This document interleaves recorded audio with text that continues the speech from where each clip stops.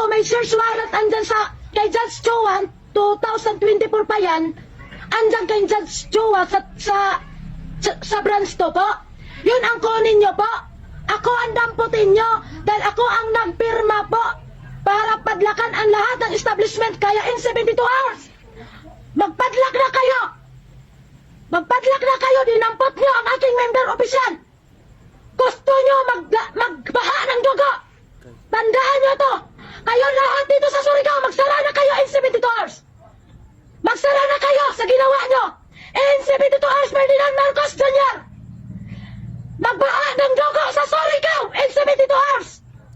Kung gusto nyo ng kapayapaan, bumaba ka dito, Ferdinand Marcos Jr. President. Sige, gamitin nyo na lahat ng forces niya dito. In 72 hours na to. Gawin mo. Ako na nag-utos. Gawin nyo in 72 hours na hindi nila palalabasin yung taong yan. I-present nyo lang ang diplomatic immunity si Dylan Kapitan dito sa Surigao. Sa Sabang Tris Manobag. Tatay si Dylan dyan sa Inedine. Yan ang anuhin mo ngayon si Dylan dito. Ang barangay. Bukas ng umaga, lulusobin natin ang barangay dito. Dahil nasa jurisdiction ni Dylan, bahay ni Dylan, puntahan natin yung bukas. Wala na akong kikilusin pa ng documents to improve. Ito na po live, Ferdinand Marcos. Dahil bakit? Tinakot nilang aking technical. Mga tao dito, wala nang magtatrabaho ng documents ko. Bukas, birthday ni Dato Aglaw. Magbaha ng dugo, Dato. Pag hindi nila ipalabasin yan ngayon din, iuwi nila dito sa federal. Magsara na kayo.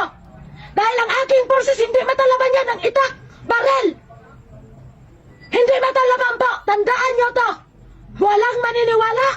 Walang maniniwala. Kaya tingnan mo, polis, tumakbo. Nagdampot lang ng isa. Nandoon na lahat ng 72 spiritual, tumakbo. Bakit hindi nyo dinampot? Dahil alam po na mga polis na hindi puputok ang armas nila sa mga 72 spiritual po. Kaya kayo magbaha ng dugo ngayon. Ito ang gusto nyo? Ferdinand Marcos Jr. President. Ayusin mo to. Ayusin mo to.